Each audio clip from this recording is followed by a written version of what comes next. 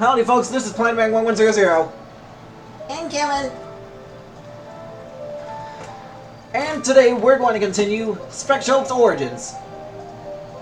Sorry, shook the camera. In the last episode, or last part, we took down one of the big krawl.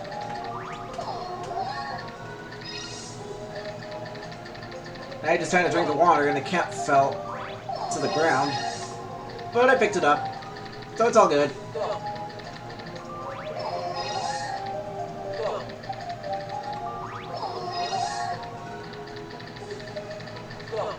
You know, it's funny, I've almost forgotten I'm actually playing this on the Wii U. They made a version of it for the Wii U? No. I wish. But no.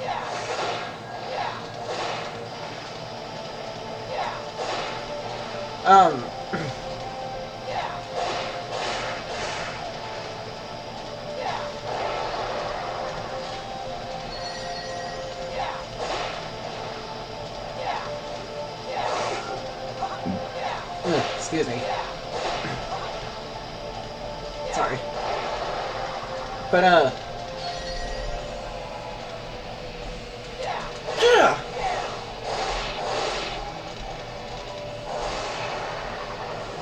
Nicely done. Ow.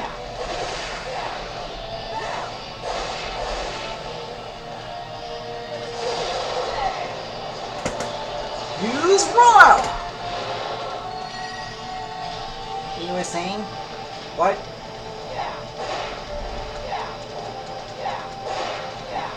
You were saying something about... I don't remember.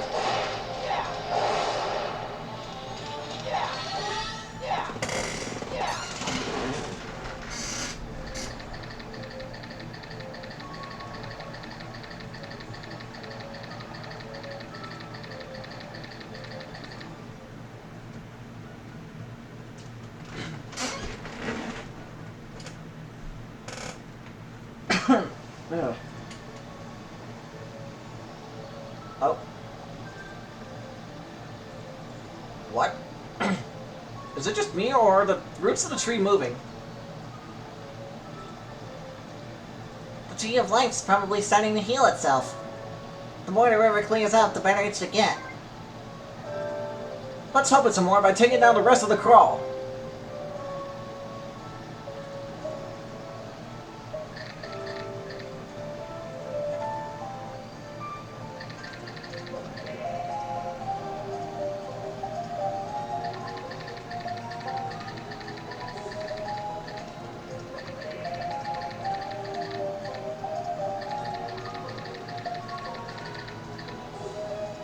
Oh, looks like we can't go there yet.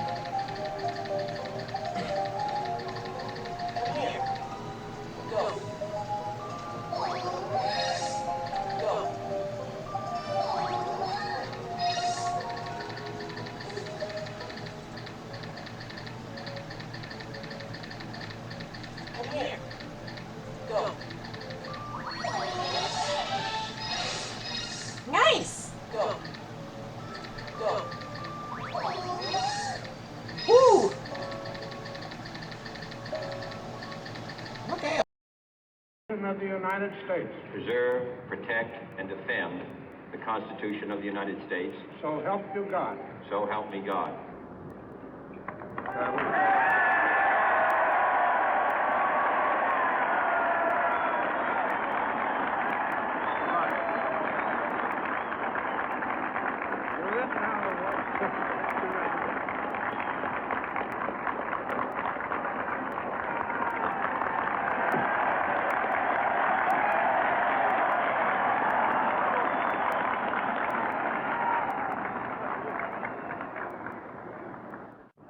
Vice President Johnson, Mr. Speaker, Mr. Chief Justice, President Eisenhower, Vice President Nixon, President Truman, Reverend clergy, fellow citizens.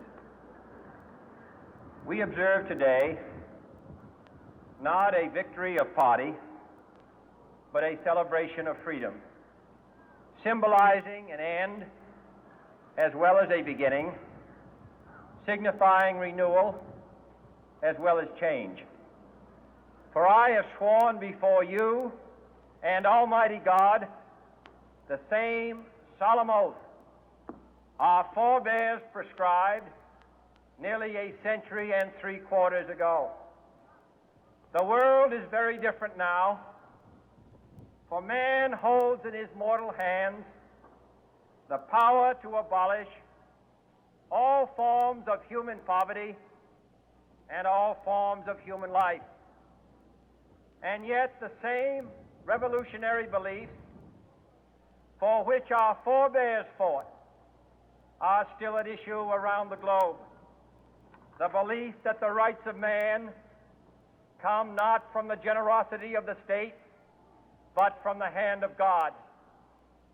We dare not forget today that we are the heirs of that first revolution. Let the word go forth from this time and place to friend and foe alike that the torch has been passed to a new generation of Americans born in this century, tempered by war, disciplined by a hard and bitter peace, proud of our ancient heritage, and unwilling to witness or permit the slow undoing of those human rights to which this nation has always been committed and to which we are committed today at home and around the world.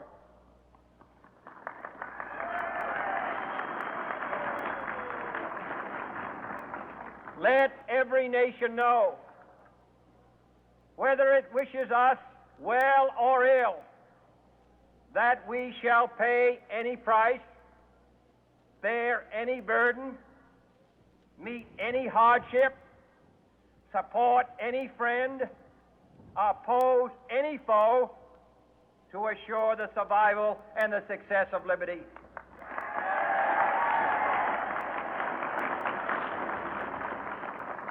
This much we pledge and more.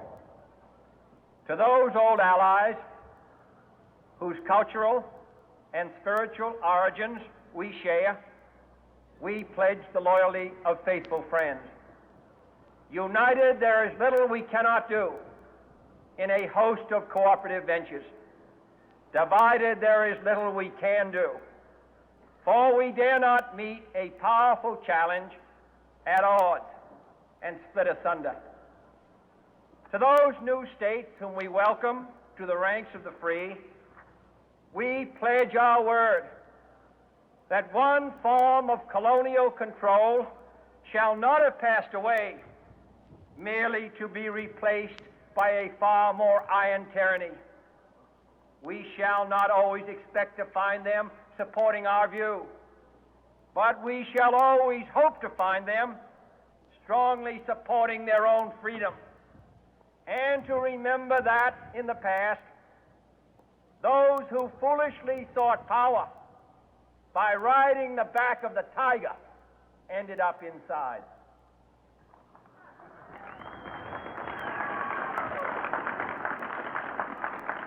To those people in the huts and villages of half the globe struggling to break the bonds of mass misery, we pledge our best efforts to help them help themselves for whatever period is required, not because the communists may be doing it, not because we seek their votes, but because it is right. If a free society cannot help the many who are poor, it cannot save the few who are rich.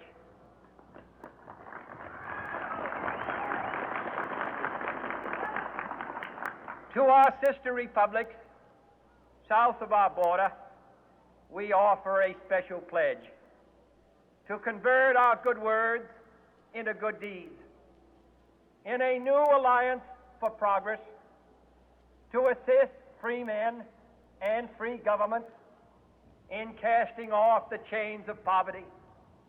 But this peaceful revolution of hope cannot become the prey of hostile powers. Let all our neighbors know that we shall join with them to oppose aggression or subversion anywhere in the Americas. And let every other power know that this hemisphere intends to remain the master of its own house.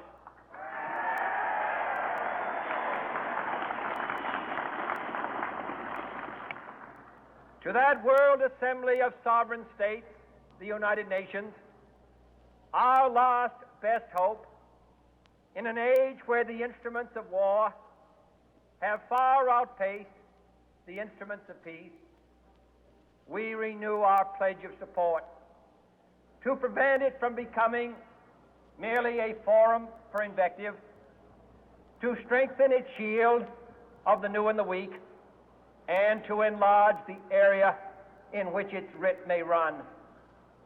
Finally, to those nations who would make themselves our adversary, we offer not a pledge, but a request that both sides begin anew the quest for peace. Before the dark powers of destruction, unleashed by science, engulf all humanity in planned or accidental self-destruction, we dare not tempt them with weakness, for only when our arms are sufficient beyond doubt can we be certain beyond doubt that they will never be employed. But neither can two great and powerful groups of nations take comfort from our present course, both sides overburdened by the cost of modern weapons, both rightly alarmed by the steady spread of the deadly atom, yet both racing to alter that uncertain balance of terror that stays the hand of mankind's final war. So let us begin anew, remembering on both sides that civility is not a sign of weakness, and sincerity is always subject to proof. Let us never negotiate out of fear, but let us never fear to negotiate.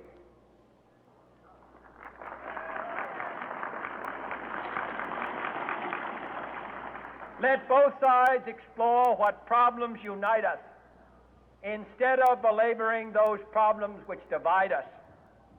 Let both sides, for the first time, formulate serious and precise proposals for the inspection and control of arms, and bring the absolute power to destroy other nations under the absolute control of all nations.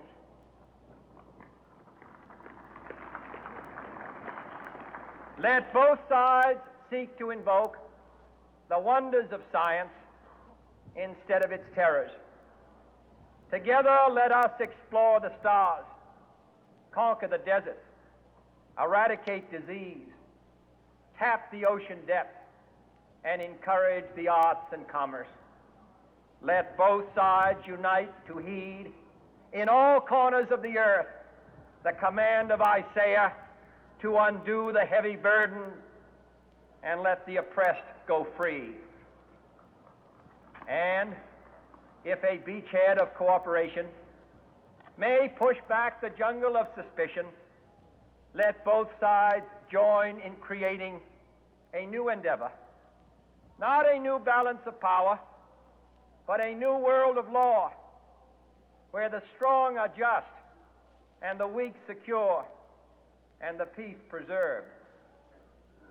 All this will not be finished in the first 100 days, nor will it be finished in the first 1,000 days, nor in the life of this administration, nor even perhaps in our lifetime on this planet. But let us begin.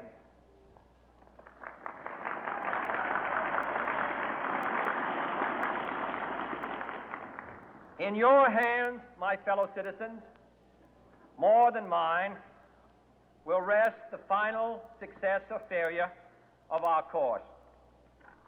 Since this country was founded, each generation of Americans has been summoned to give testimony to its national loyalty.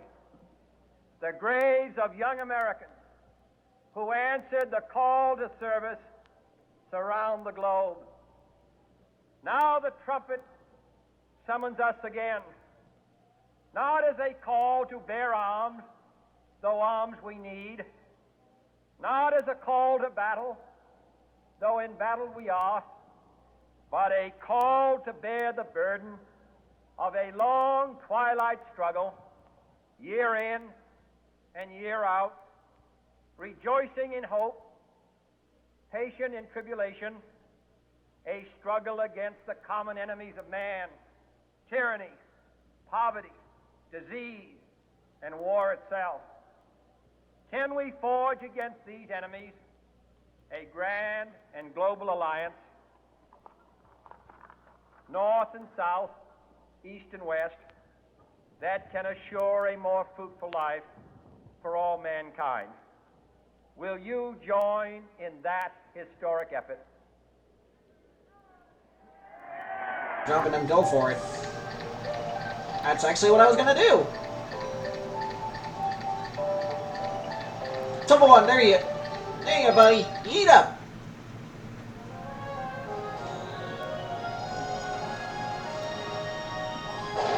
Evolve! Woohoo! Nice!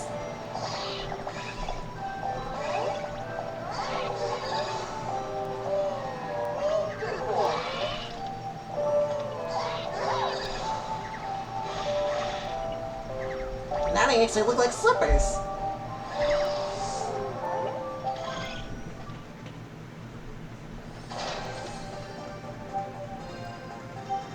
Now all that's left is to put them, I'm an idiot, in here. Now we got an extra battle partner. Nice.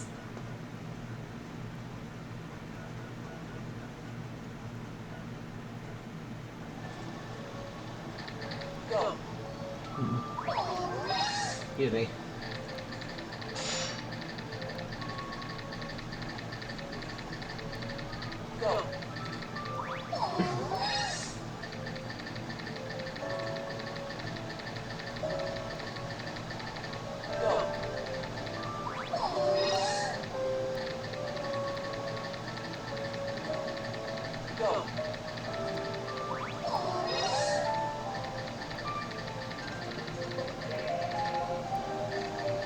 Oh, wait a minute. I should probably save in case the power goes out.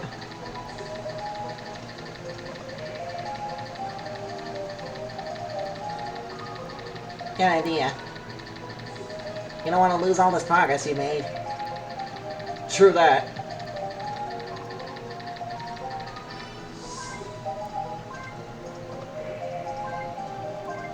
Yes, I would love to continue playing. Evolve, Mineral! Nice.